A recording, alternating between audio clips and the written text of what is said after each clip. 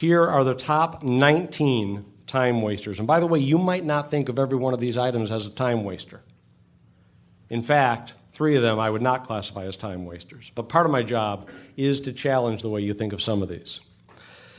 In descending order, starting with the single most frequently cited time waster. I'll give you the percentage of those who cited this as something that takes up time on a regular basis at their workday. 98% said incoming email. Outgoing email, 97%. Checking with staff members on the status of a project, 97%. Here's a hint, it should be 0. It's not your job to check with a staff member. It's their job to report to you according to your instructions. We'll talk about that later. Incoming telephone calls, 93%. Being pulled into other people's projects, 91%. Interruptions, someone coming into my office, 91%. Working on promotions, executing details, 90%. Well, promotions are really important. That's a time waster if you're a program director. You should have been involved, probably intimately, in the creation, in the planning of the promotion.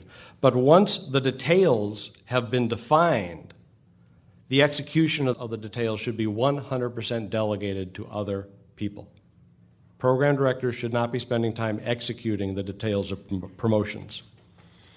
Outgoing telephone calls, 90%. Putting out fires, solving crises within the building, 89%.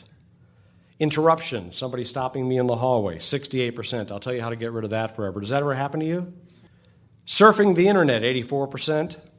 Perfectionism, which sometimes causes me to spend too much time on details and makes me get things done late, 84%. Station website, checking and testing. I'm glad that it's being done. That's 81%, by the way. I am glad, if that's accurate, that that's being done.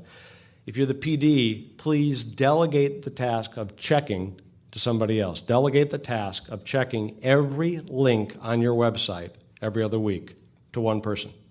If you have a massive website, break it down into sections or pages and assign it to 5 different people.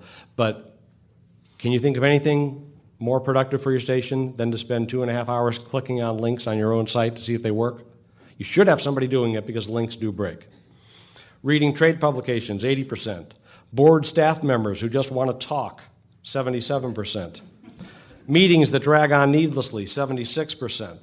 Checking with staff members to find out why a project hasn't been turned in, 75%. What should the percentage be? 0.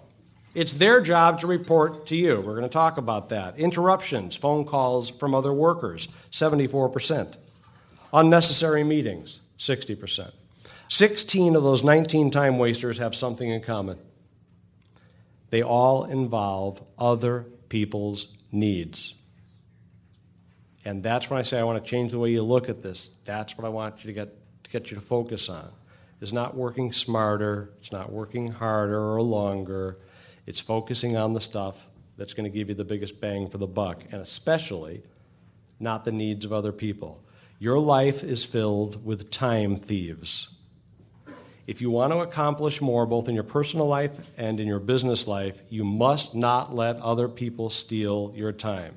That's one of the big themes of this session, how to avoid time thieves. Because the ultimate question that you have to answer is, who controls your time?